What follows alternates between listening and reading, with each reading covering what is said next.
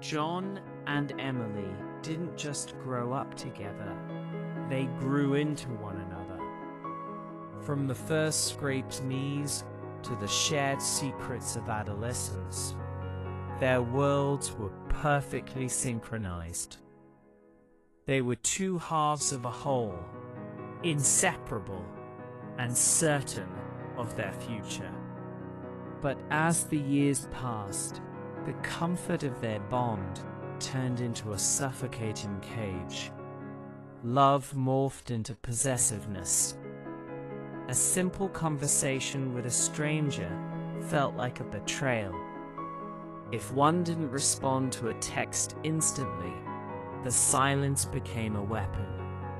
Every word became a spark for a new fire, and their shared history, once their greatest strength, became a heavy chain.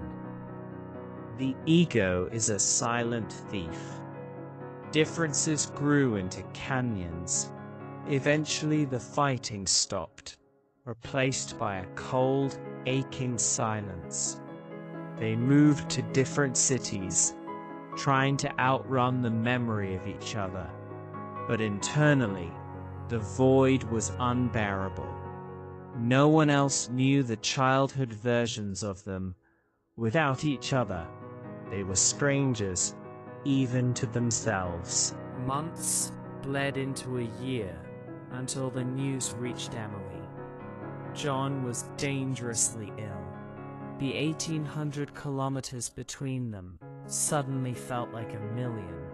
In that moment of terror, the months of anger and the mountains of ego vanished. Without a second thought, she left. She didn't care about the cost, the distance, or the history of their fights.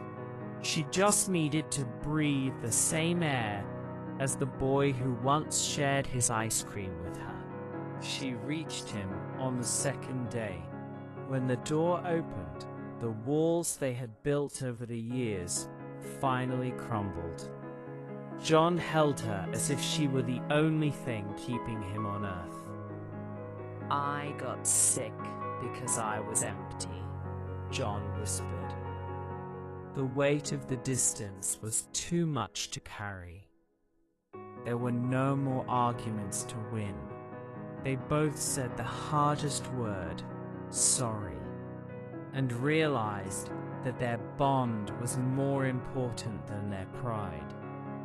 They didn't just find each other again, they chose each other, exactly as they were.